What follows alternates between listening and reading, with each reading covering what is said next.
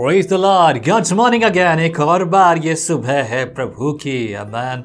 कल हमने जो है फिलिपियों की पुस्तक का इंट्रोडक्शन देखा था, इस भूमिका जो कि फिलिपियों की पुस्तक में आपको देखने को मिलेगी। मैं जो भी पढ़ता हूँ पवित्र शास्त्र से ही पढ़ता हूँ। इससे पहले मैं अपनी तैयारियाँ ज़रूर करता हूँ, इससे पहले कि मैं ये भाग आपके लिए पढ़ूँ, लेकिन ये ज़रूरी है ताकि हम इस पर गौर करें। अब देखिए, पहले अध्याय में हम शुरुआत करेंगे। जैसा कि हमने देखा, ये धन्यवाद की पुस्तक थी, साथ ही साथ पौलुस जो है कलीसिया को सिखा भी रहा है। ये स्वाभाविक है ना।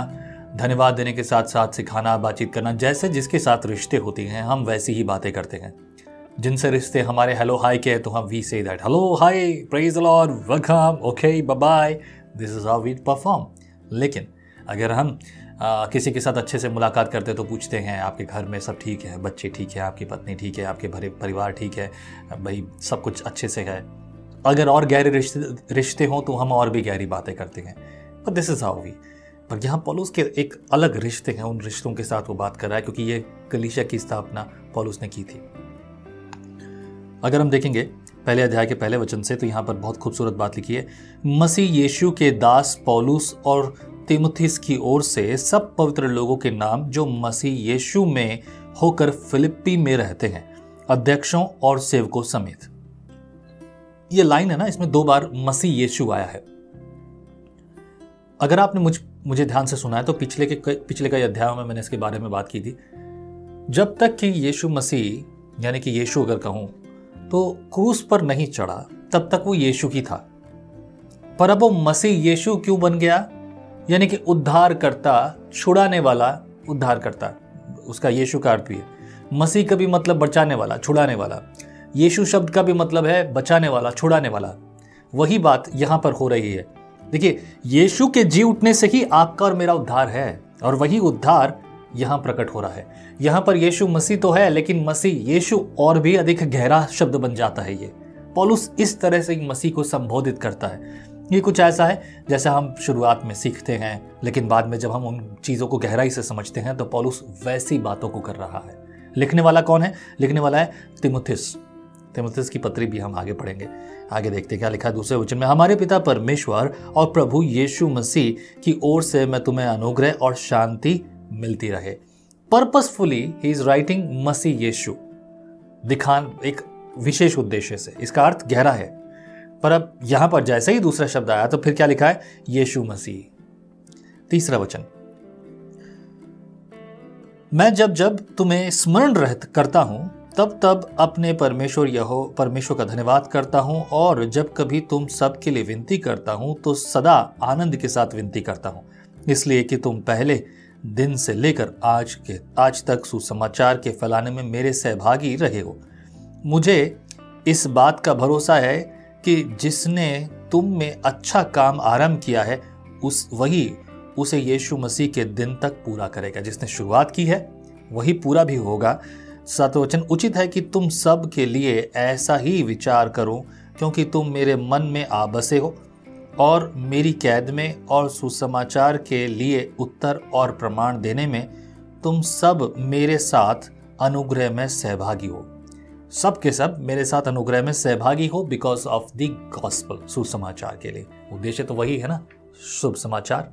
8वां वचन, इसमें परमेश्वर मेरा गवाह है। जो भी कुछ किया गया है, जो भी बात की गई है, जो भी काम है, उसमें गवाह कौन है? परमेश्वर है। परमेश्वर न्याय करेगा अगर मैं झूठ बोलूं तो। इसका अर्थ कुछ इस तरह से है। लिखा आगे कि मैं मसीह यीशु की सी प्रीति करके तुम सब की लालसा करता हूं। जैसा मसीह यीशु की लालसा, वैसी मैं भी तुम सबके लिए लालसा करता हूं। मैं यह प्रार्थना करता हूं कि तुम्हारा प्रेम, ज्ञान और सब प्रकार के विवेक सहित और भी बढ़ता जाए, यहाँ तक कि तुम उत्तम से उत्तम बातों को प्रिय जानो और मसीह के दिन तक सच्चे बने रहो और ठोकर ना खाओ। छोटी बातें हो, बड़ी बातें हो, अच्छी बातें हो, बुरी बातें हो, उत्तम से उत्तम हर बात में क्या बनना है? तुमको सच्चे बने रहो, प्रिय बने रहो। 11वां वचन, और उस धार्मिकता के फल से जो यीशु मसीह के द्वारा होते हैं भरपूर होते जाओ, जिससे परमेश्वर की महिमा और स्तुति होती रहे। परमेश्वर की महिमा, that is the purpose for our life. हमारे जीवन का उद्देश्य जो है मसीह की महिमा है, वही होना भी चाहिए। अगर हम इस पर ध्यान ना दें तो गलतियां करेंगे मेरे प्रियो। We should understand this. 12 वचन, हे भाइयों मैं चाहता हूं कि तुम यह जान लो कि मुझ पर जो बीता है उससे सुसमाचार की बढ़ती हुई है। जो भी कुछ मुझ पर बीता है सुसमाचार की बढ़ती हुई है। रिसेंटली मैं एक कॉन्फ्रेंस में था और इस कॉन्फ्रेंस में हमने बहुत सी गहरी बातों को किया। मैं उसके बारे में ज़्यादा डिटेल आपके साथ शेयर नहीं कर सकता। इस कॉन्फ्रेंस में सुसमाचार को लेकर बहुत सी बातों को किया और साथ ही साथ सुसमाचार किस प्रकार से और किस रीति से नहीं किया जाना चाहिए, खासतौर से डॉक्यूमेंटेशन के बारे में। So we were about 70 to 100 people, करीब 70 से 80 लोग हम वहाँ पर थे और हमने बहुत सारी गहरी बातों पर चर्चा की, कैसा होना चाहिए, कैसा नहीं होना चाहिए।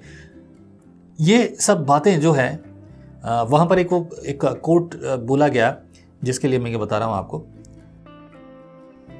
पंडित जवाहरलाल नेहरू, उन्होंने एक जगह ये कहा है कि क्रिश्चियंस को यानी कि मसीह विश्वासियों को छेड़ो नहीं, क्योंकि ये वो लोग हैं जो और बढ़ेंगे।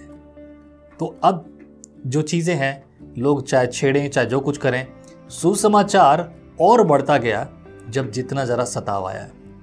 तो सताव अच्छा है बुरा है, निर्णय आप कीजिए।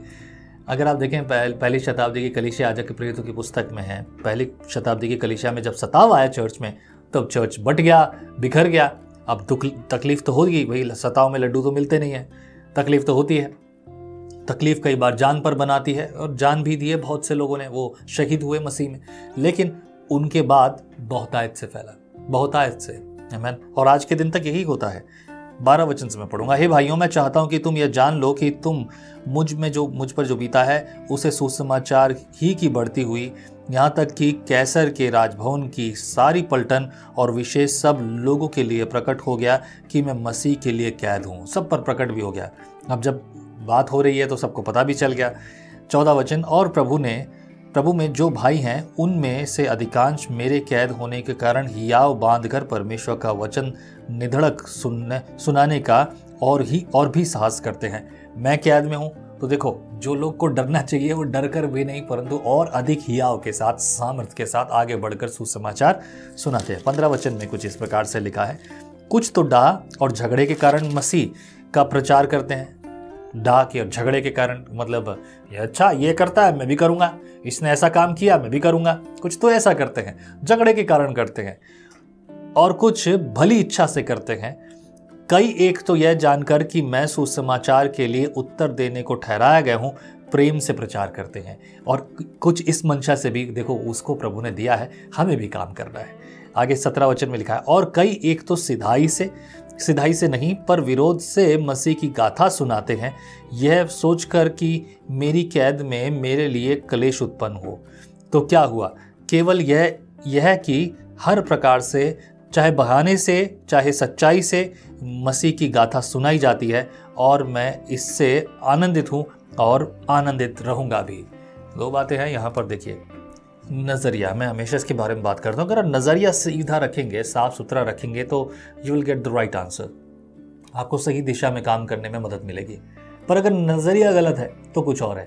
हम लोगों की कमियां देखते रहे, नहीं वो हमसे घृणा करता है, उसने हमारे बारे में ऐसा बोला, इसने ये बोला, बजाय ये सब बोलने के बारे में ये भी तो सोचिए कि इसमें भी भलाई उत्पन्न कर रहा है। क्या क्या भलाई है? नज़रिया था क्लियर, इसलिए पौलुस कुड़कुड़ा नहीं रहा है, लेकिन इस बातों में भी भलाई देख रहा है। आमीन। 19 वचन, क्योंकि मैं जानता हूं कि तुम्हारी विनती के द्वारा और यीशु मसीह की आत्मा के दान के द्वारा इसका प्रतिफल मेरा उद्धार होगा।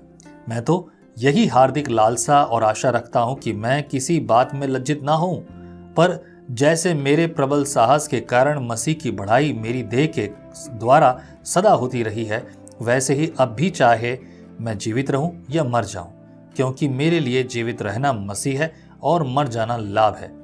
पर यदि शरीर में जीवित रहना ही मेरे काम के लिए लाभदायक है, तो मैं नहीं जानता कि किसको चुनूं, जीवित रहूं या मर जाऊं। 23 वचन, क्योंकि मैं दोनों के बीच अधर में लटका हूं, जी तो चाहता है कि कूच करके मसीह के पास जा रहूं, क्योंकि यह बहुत ही अच्छा है। कूच करने का अर्थ है, पौलुस ने सीधे शब्दों में नहीं कहा, तो मतलब है जी तो चाहता है कि बस अब मरना नफा है तो बस मर ही जाऊं और मसीह के पास जाके मिलो, बस हो गया। ये तो बहुत आसान है, सिंपल, खत्म कहानी। लेकिन आगे लिखा है, पर क्योंकि यह बहुत ही अच्छा होगा। 24 वचन, परंतु शरीर में रहना तुम्हारे कारण भी आवश्यक है। बहुत सारी चीज़ों में लोग बोलते हैं अरे कोई बात नहीं, देख लेंगे, हम तो सब कर लेंगे। देखो ऐसा है, बहुत सारी चीज़ों को सोच समझ कर काम करना है, क्योंकि काम आज का नहीं है, ये हमेशा का है। जब तक कि शरीर में है, जब तक कि मसीह की योजना है, और जब तक कि वो आता है, कोई सा भी चीज़ें जो पहले होगा उसके लिए आपको तैयार रहना है। राइट, 25 वचन से देखिए, इसलिए कि मुझे इसका भरोसा है, अतः मैं जानता हूं कि मैं जीवित रहूंगा, वरन तुम सब के साथ रहूंगा, जिससे तुम विश्वास में दृढ़ हो जाओ और इसमें आनंदित रहो, और जो घमंड तुम मेरे विषय में करते हो, वह मेरे फिर तुम्हारे पास आने से मसीह यीशु में अधिक बढ़ जाए। केवल इतना करो कि तुम्हारा चाल चलन मसीह के सुसमाचार की योग्य हो, कि चाहे मैं आकर तुम्हें देखूं, चाहे ना भी आऊं, तुम्हारे विषय में यही सुनो कि तुम एक ही आत्मा में स्थिर रहो। आमीन। एक एक शब्द के पीछे बड़ा गहरा मतलब है। हालांकि मैं इस बात को भी कहूँगा इस स्टडी में, बहुत बार तो पौलुस ने बहुत सी बातों को न चाहते हुए भी बोल दिया, ठीक है, न समझते हुए।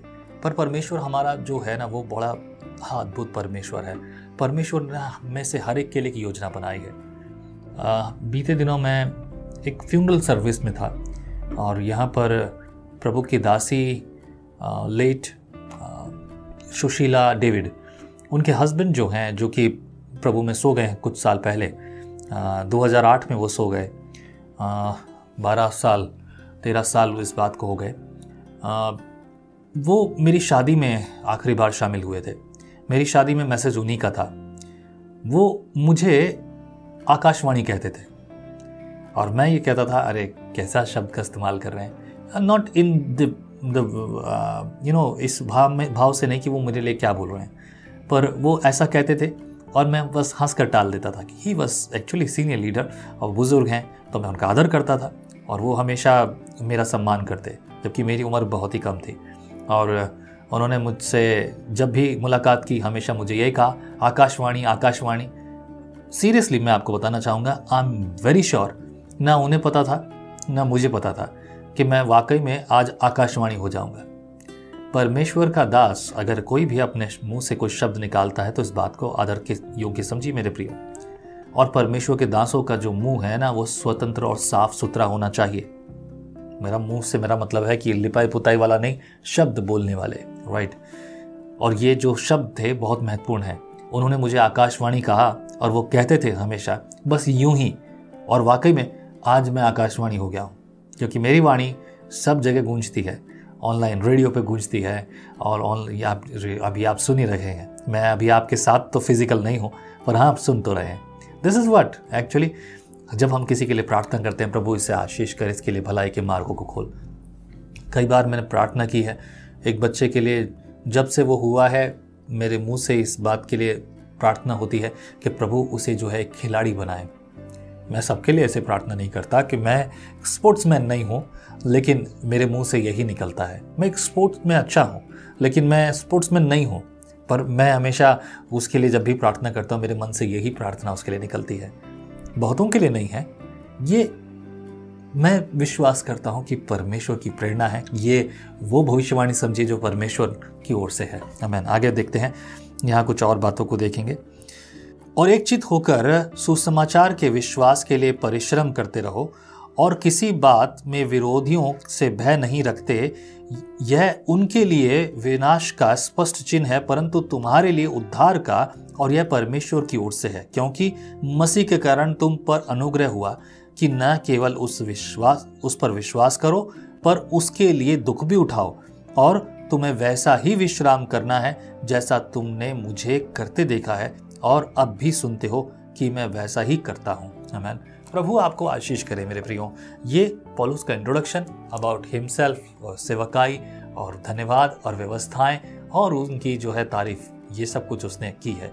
तो ये एक बड़ी बात है जिसे हम समझें। किसी को पढ़ना, किसी को जानना, उसके व्यक्तित्व को पहचानना है, और ये व्यक्तित्व को पहचानना हमारे आत्मिक जीवन के लिए बहुत आवश्यक है मेरे प्रियो। खासतौर से पौलुस को, क्योंकि परमेश्वर ने उसे इस्तेमाल किया। रिमेंबर बुक, ये पुस्तक पवित्र शास्त्र बाइबल, जिसमें बहुत से पुस्तकें हैं, ये पुस्तकें शामिल करने के पीछे भी बहुत बड़ी कहानी है। आने वाले दिनों में आप ये सब सीखोगे।